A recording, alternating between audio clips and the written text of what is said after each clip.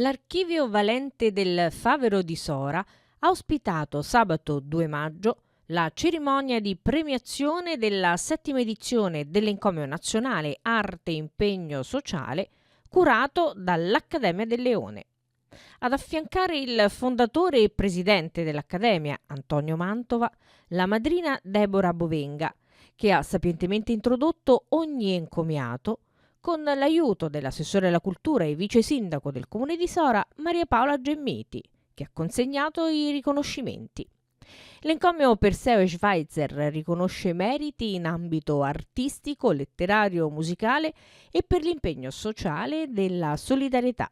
L'encomio viene concesso da una sezione dell'Accademia del Leone che si chiama Società delle Arti e delle Professioni. Quindi noi encomiamo sia gli artisti di ogni rango, cantanti, pittori, scultori, professionisti, ingegneri, eccetera, e sia,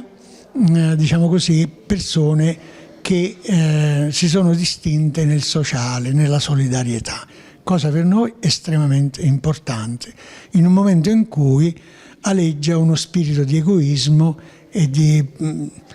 ristrettezza mentale da questo punto di vista. Noi, quando incontriamo qualcuno che elargisce la propria solidarietà, siamo molto colpiti e li teniamo in considerazione. Ad essere insigniti del Perseo Encomium ben 14 rappresentanti dell'intero territorio provinciale e non, come Mariolina Stasolla, abile food creator, Gabriele Petrosino per la pittura, il maestro e figlio d'arte Giampaolo Venditti per la musica,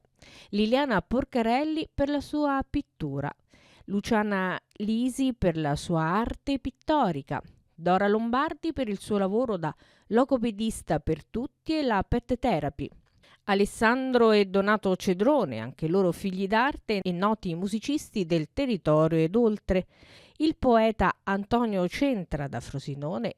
il menestrel poeta Sergio Boaretto da Torino, l'artista Marcello Merolle, pittore, il maestro Giuseppe Ruggeri per le sue sculture e per la pittura,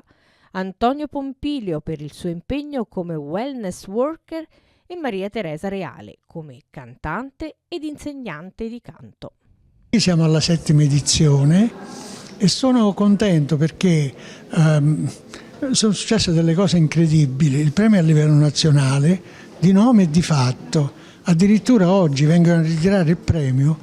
una persona da Torino e una da Reggio Calabria, pensate un poco, oltre a tutti gli encomiati che sono del Lazio, anche del napoletano. Di questo sono molto contento. L'encomio è apprezzato, secondo me, proprio per questa originalità e limpidezza, perché è scevro da ogni diciamo così, pressione di qualunque tipo, ma solo l'Accademia sceglie, punto. Non accettiamo indicazioni, non accettiamo niente. Consegniamo l'encomio con molta onestà e probabilmente questo ha fatto sì che più si va avanti e più l'encomio cresce, la manifestazione cresce.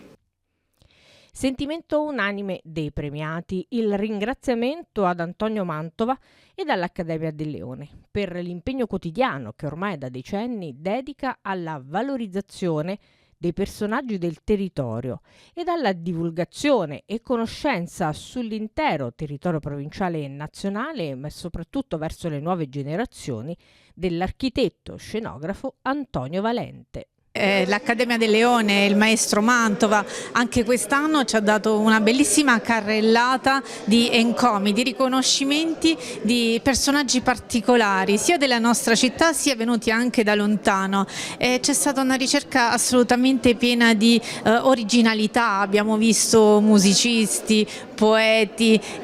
cultori della bellezza femminile, veramente tante arti messe insieme e riconosciute, e questo è stata la cosa più importante, ce lo siamo detto sia all'inizio che nel discorso finale, è la parte più bella, riconoscere soprattutto i nostri concittadini di grande valore che insieme con noi, con l'amministrazione, tutti quanti loro insieme stanno facendo un grandissimo lavoro per rendere la nostra città culturalmente più bella, più alta, un posto bello dove vivere.